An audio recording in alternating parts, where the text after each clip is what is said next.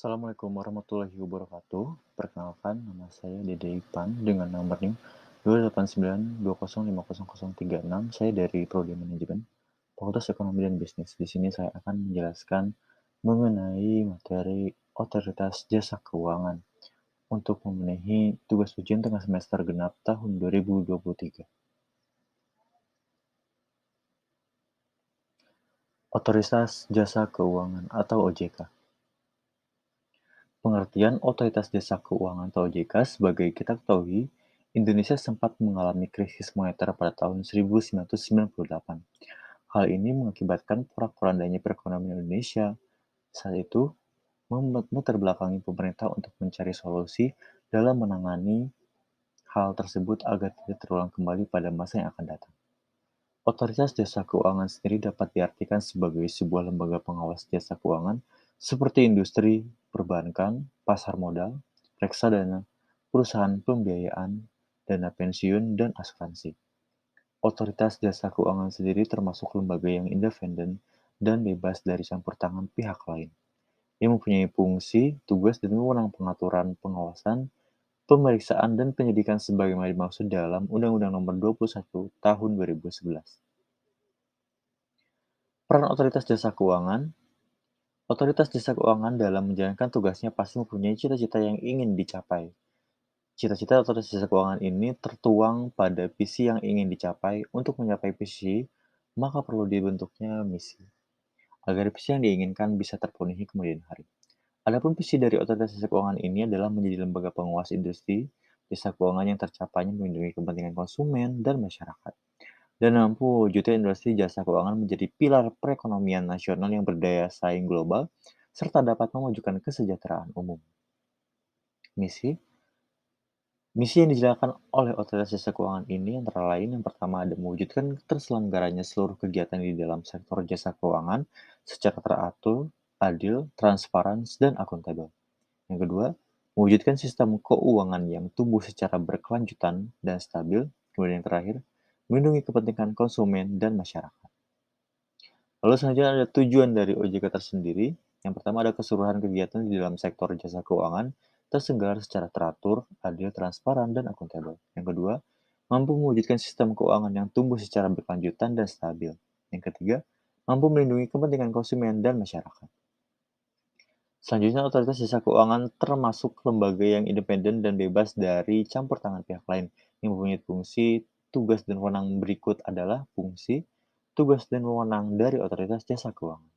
Yang pertama, fungsi otoritas jasa keuangan adalah penyelenggaraan sistem pengaturan dan pengawasan yang terintegrasi terhadap keseluruhan kegiatan di sektor jasa keuangan, sehingga otoritas jasa keuangan harus menjunjung integritas setinggi-tingginya, agar apa yang akan dikerjakan lebih bersifat adil, objektif dalam menyikapi permasalahan tersebut. Terciptanya kejujuran dan komitmen yang baik di dalam OJK. Yang kedua, Otoritas Jasa Keuangan atau OJK mempunyai tugas melakukan pengaturan dan pengawasan terhadap kegiatan jasa keuangan. Adapun jasa keuangan yang diawasi dan diatur oleh Otoritas Jasa Keuangan sebagai berikut. Yang pertama ada perbankan, kedua ada pasar modal, ketiga ada asuransi, dana pensiun, lembaga pembiayaan, pegadaian, lembaga penjaminan, lembaga pembiayaan ekspor Indonesia, perusahaan pembiayaan sekunder perumahan, penyelenggara program jaminan sosial, pensiun, dan kesejahteraan.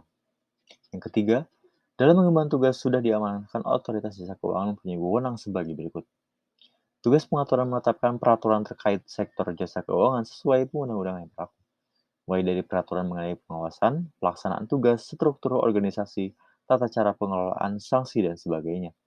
Tugas pengawasan otoritas jasa keuangan juga mempunyai tugas pengawasan di sektor keuangan. Hal ini melindungi hak-hak konsumen dan dilakukan untuk mengawasi setiap kinerja yang dilakukan oleh lembaga jasa keuangan agar tidak merugikan konsumen yang bersangkutan. Otoritas jasa keuangan akan memberikan sanksi yang tegas jika lembaga keuangan yang bersangkutan berpotensi merugikan masyarakat. Hal ini untuk memberikan perlindungan dan rasa aman terhadap masyarakat dalam investasi dan transaksi yang berkaitan dengan jasa keuangan. Lalu apa saja dasar pembentukan Otoritas Jasa Keuangan? Otoritas Jasa Keuangan sebagai pengawas dan pengatur sektor jasa keuangan dibentuk berdasarkan tiga landasan utama, yaitu landasan filosofi, yuridis, dan sosiologi. Landasan filosofi pada landasan yang pertama yaitu filosofi otoritas jasa keuangan yang diharapkan dapat mewujudkan ekonomi nasional yang stabil dan berkelanjutan. Menciptakan kesempatan kerja yang luas dan seimbang di semua sektor perekonomian, serta memberikan kesejahteraan secara adil kepada seluruh rakyat Indonesia. Yang kedua adalah landasan yuridis. Di sini ada pasal 34 Undang-Undang Nomor 23 Tahun 1999 tentang Bank Indonesia. Kemudian yang beda Undang-Undang Nomor 6 Tahun 2009 tentang penetapan Perpres Nomor 2 Tahun 2008 tentang perubahan kedua atas Undang-Undang Nomor 23 Tahun 1999 tentang Bank Indonesia menjadi undang-undang. Landasan sosiologi, ada globalisasi dalam sistem keuangan dan pesatnya kemajuan di bidang teknologi informasi serta inovasi finansial telah menciptakan sistem keuangan yang sangat kompleks, dinamis, dan saling terkait antar subsektor keuangan baik dalam hal produk maupun kelembagaan. Landasan yuridis ini dalam pasal 34 Undang-Undang Nomor 23 Tahun 1999 tentang Bank Indonesia, untuk Undang-Undang Nomor 6 Tahun 2009 tentang penetapan Perpu Nomor 2 Tahun 2008 tentang perubahan kedua di atas, Nomor 23 Tahun 1999 tentang Bank Indonesia menjadi undang-undang. Landasan sosiologi. Globalisasi dalam sistem keuangan dan pesatnya kemajuan di bidang teknologi dan informasi, serta inovasi finansial telah menciptakan sistem keuangan yang sangat kompleks, dinamis, dan saling terkait antara subsektor keuangan baik dalam hal produk maupun kelembagaan. Lalu adanya lembaga jasa keuangan yang memiliki hubungan kepemilikan di berbagai subsektor keuangan atau konglomerasi, menambah kompleksitas transaksi dan interaksi antar lembaga jasa keuangan di dalam sistem keuangan.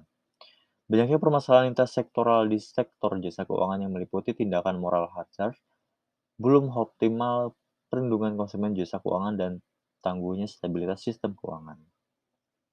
Lalu bagaimana struktur organisasi otoritas jasa keuangan?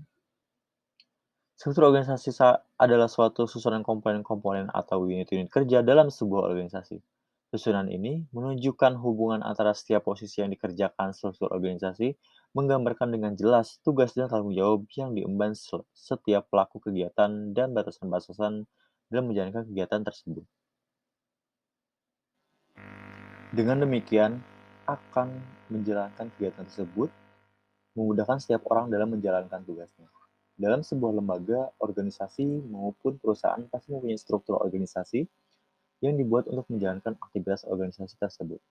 Begitu juga pada otoritas jasa keuangan. Di sini ada Dewan Komisioner OJK, yang kedua ada pelaksana kegiatan operasional. Struktur Dewan Komisioner terdiri atas Ketua Perangkap Anggota, yang kedua Wakil Ketua sebagai Ketua Komite Etik Merangkap Anggota, yang ketiga Kepala Eksekutif Pengawas Perbankan Merangkap Anggota, yang keempat Kepala Eksekutif Pengawas Pasar Modal Merangkap Anggota, yang kelima Kepala Eksekutif Pengawas Perselisihan Dana Pensiun, Lembaga Pembiayaan, dan Lembaga Jasa Keuangan lainnya merangkap anggota. Yang keenam, Ketua Dewan Audit merangkap anggota. Yang ketujuh, anggota yang membidangi edukasi dan perlindungan konsumen. Yang kedelapan, anggota ex officio dari Bank Indonesia yang merupakan anggota Dewan Gubernur Bank Indonesia. Dan yang kesembilan, anggota ex officio dari Kementerian Keuangan yang merupakan pejabat setingkat eselon 1 Kementerian Keuangan. Pelaksana kegiatan operasional terdiri atas Ketua Dewan Komisioner memimpin bidang manajemen strategis, Wakil Ketua Dewan Komisioner memimpin bidang manajemen strategis 2, Kepala Eksekutif Pengawas Perbankan memimpin bidang pengawasan sektor perbankan, yang keempat, Kepala Eksekutif Pengawas Pasar Modal memimpin bidang pengawasan sektor pasar modal, yang kelima, Kepala Eksekutif Pengawas Asuransi Dana Pensiun, Lembaga Pembiayaan, dan Lembaga Jasa Keuangan lainnya memimpin bidang pengawasan sektor IKN. Yang keenam, Ketua Dewan Audit memimpin bidang audit internal dan manajemen risiko. Dan yang terakhir, anggota Dewan Komisioner bidang edukasi dan perlindungan konsumen memimpin bidang edukasi dan perlindungan konsumen. Lalu selanjutnya ada perlindungan konsumen dan masyarakat. Perlindungan terhadap konsumen merupakan salah satu amanat yang diemban oleh otoritas jasa keuangan, sesuai yang diatur dalam perundang-undangan. Sehingga otoritas jasa keuangan mempunyai peranan penting dalam mengatur, mengawasi industri jasa keuangan untuk menciptakan rasa aman dan nyaman bagi masyarakat Indonesia. Sebagai pengatur dan penguasa sektor jasa keuangan, otoritas jasa keuangan mempunyai wewenang untuk menghentikan kegiatan lembaga jasa keuangan jika teridentifikasi merugikan konsumen. Anggaran dan akuntabilitas pelaksanaan tugas. Otoritas jasa keuangan dalam menjalankan aktivitasnya akan membutuhkan dana seperti pada umumnya pada lembaga-lembaga yang akan ada. karena tanpa dana maka suatu kegiatan tidak akan terlaksana dengan baik. Sumber dana otoritas jasa keuangan berasal dari anggaran pendapatan dan belanja negara atau APBN dan pungutan atas lembaga keuangan yang diawasi. Kegiatan otoritas jasa keuangan. Otoritas jasa keuangan sebagai lembaga yang independen dalam menjalankan kegiatannya mempunyai wewenang yang sudah dimanfaatkan dan tertuang dalam undang-undang. Adapun tugas dan wewenang otoritas jasa keuangan antara lain: pertama, kegiatan jasa keuangan di sektor perbankan serta non-perbankan. Kedua, kegiatan jasa keuangan di sektor pasar modal. Yang ketiga, kegiatan jasa keuangan di sektor perasuransian, dana pensiun, lembaga pembiayaan, dan lembaga jasa keuangan lainnya. Untuk melaksanakan tugas pengaturan dan pengawasan di sektor perbankan tersebut, otoritas jasa keuangan mempunyai wewenang pengaturan dan pengawasan mengenai lembaga bank yang meliputi perizinan untuk pendirian bank, pembukaan kantor bank, anggaran dasar, rencana kerja, kepemilikan, kepengurusan dan sumber daya manusia, merger, konsolidasi dan akuisisi bank, serta pencabutan isi usaha bank. Yang kedua, kegiatan usaha bank, antara lain sumber dana, penyediaan dana, produk hilirisasi, dan aktivitas di bidang jasa.